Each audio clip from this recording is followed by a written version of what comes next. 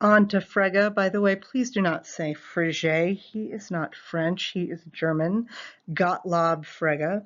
Famous article, wonderful article on sense and reference, on Sinn und Bedeutung, if you are doing the German side of things. And the reason why I bring that up is because on Sinn und Bedeutung has been translated as on sense and reference for many years, but people have bickered a bit as to whether Bedeutung really means reference, or maybe it means the object, or maybe it means that which is denoted. I don't think that there's a huge difference between the referent and that which is denoted, but just so you know, there's a little bit of sand kicking going on regarding whether or not this title should really be on sense and reference.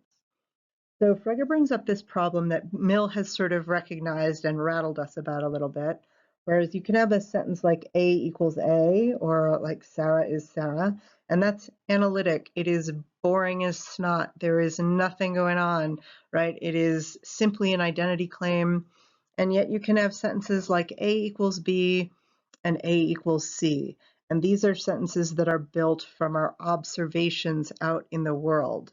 And what you can infer from all of this is that B equals C, which is entirely about observations out in the world. So that's weird and strange that you can go from analytic claims to synthetic claims. And it's weird and strange because people don't always recognize, right, that if A equals A and A equals B and A equals C, you don't always make the inference that B equals C. And it seems like we should be really, really good at this, but we're not. So one of the takeaways is that our beliefs can be opaque to ourselves. That is, human beings are not perfect logic machines. We don't always make inferences even when they're really freaking obvious, like this one is. So Frege gives us many examples that are good, but I think the clearest and easiest one is Hesperus, Phosphorus, and Venus. So I might get this backward, forgive me. So Venus is a planet. That I don't have backward. We're good with that. Hesperus is the morning star. Phosphorus is the evening star. Frege was, by the way, an amateur astronomer, so he knew all this, and this was an example that meant something to him. So all of these words, Hesperus, Phosphorus, and Venus, they all stand for Venus, right? They all refer or denote Venus. And yet the morning star does seem to have a different meaning from the evening star, right? There's the star that is the first and the brightest in the morning, the star that is the first and the brightest in the evening. They are, in fact, both Venus, but you might know that the morning star is Venus and not know that the evening star is Venus, or vice versa. Or you might know that there is a morning star and not know that it's Venus. So our beliefs are opaque. We don't always make the right inference. So he goes on to explain, right, that this is very, very strange, but this is how it works. Yes, it's true that all of these words refer to the planet Venus, but we can miss the deduction. Our beliefs can be opaque to ourselves because we might not understand the sense of the term, which is different from the referent. So he describes sense in a couple of different ways. He describes the sense of a term as perhaps the path to the referent, and by path to the referent, I mean the epistemic path, the way that we come to know the referent, right? Our method of understanding it.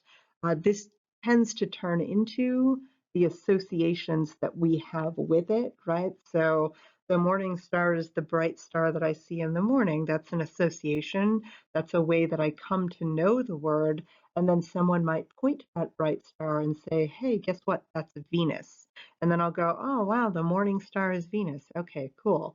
So I come to know what Venus is through looking up in the sky. And so I have a sense of Hesperus that is different from the sense of Phosphorus because I've come to know it differently at a different time, at least, one by looking up in the morning, two by looking up in the evening.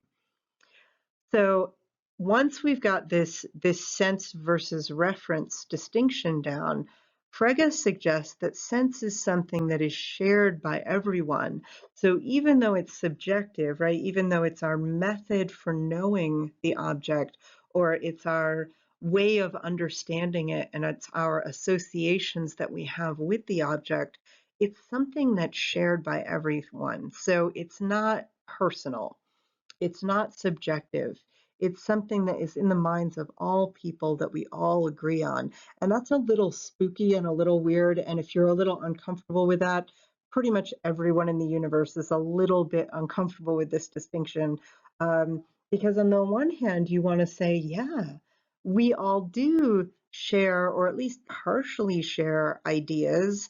And that's how we get to talk about all sorts of things like truth and justice and infinity and love and all of these things that we have ideas of or use up conceptual space for, but we can't really point to, so there's not a clear physical reference.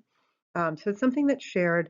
It's not something personal, but how to draw that line between what everybody shares and what is just your personal subjective sense of a term.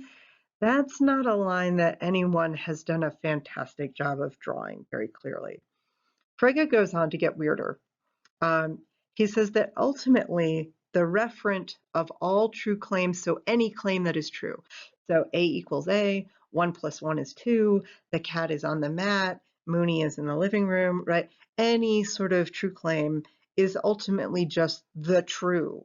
So he's giving us this idea that there is an ontological state of affairs in the world. That ontological state of affairs is absolutely definite, right, and fixed, at least for the moment, and we can all access it. And that is where the referent is. The referent is the true.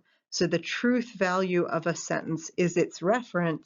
And so here you have Frege hooking truth values and meanings together. So a meaningful sentence is meaningful in part because of what it refers to, and what it refers to is the true. And I know that that's really, really weird because, of course, lies can be meaningful also. And Frege doesn't talk about lies and falsehoods too much in this article. So it seems that all true sentences have the same meaning, which is something like the state of affairs in the world. And all false sentences have the same meaning, which is a misrepresentation of the state of affairs in the world. Notice also that this seems to hook all the meanings of all the sentences together in with the specific state of affairs of the world.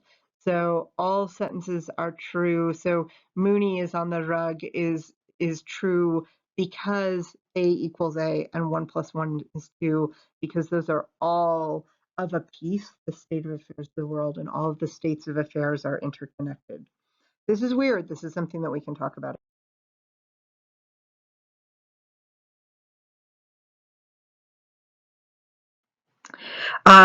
Frege goes on to give us a couple of more fantastic examples.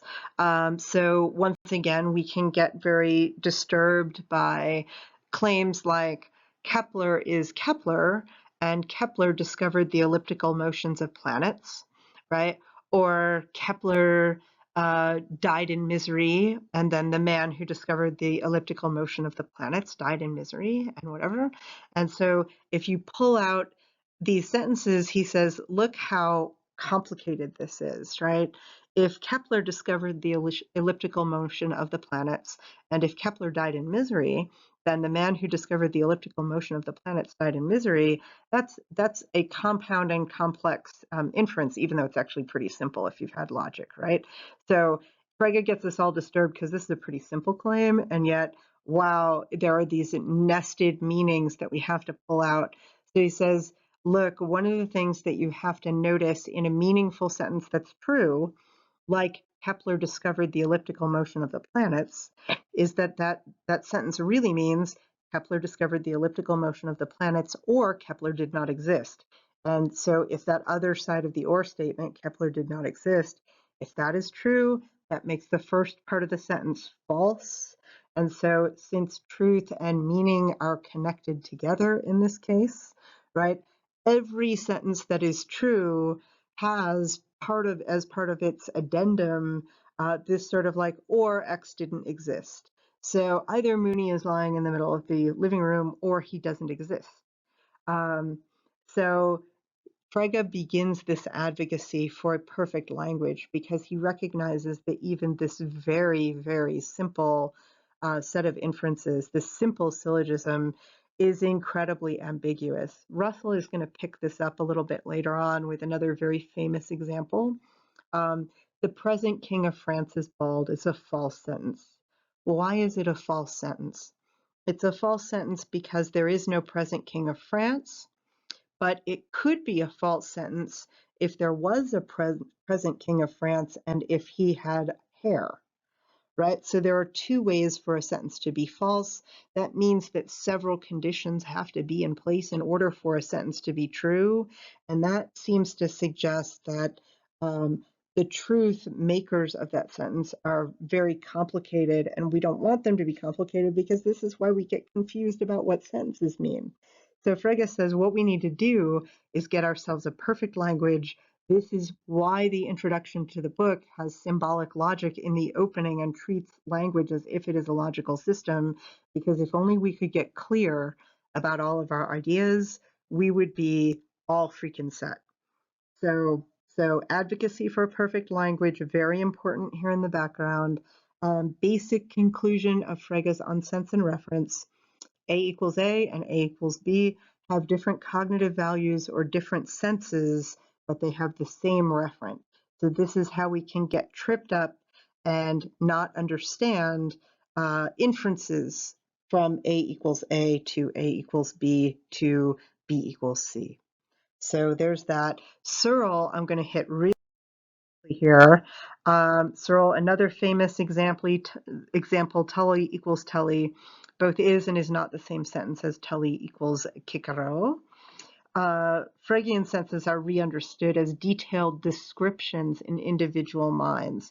And notice that Searle's article is long after Russell wrote. So Russell's the one who developed the theory of definite descriptions, and we'll talk about that at length in this class. Searle just kind of clarifies Frege's view. Names do refer to objects, but there are different ways that names are connected to the object to which they refer. So by ostension, big fancy word, it just means pointing at the thing.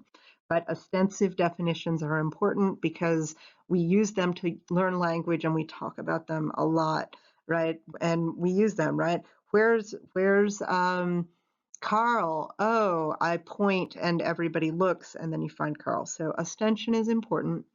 Description is also very important.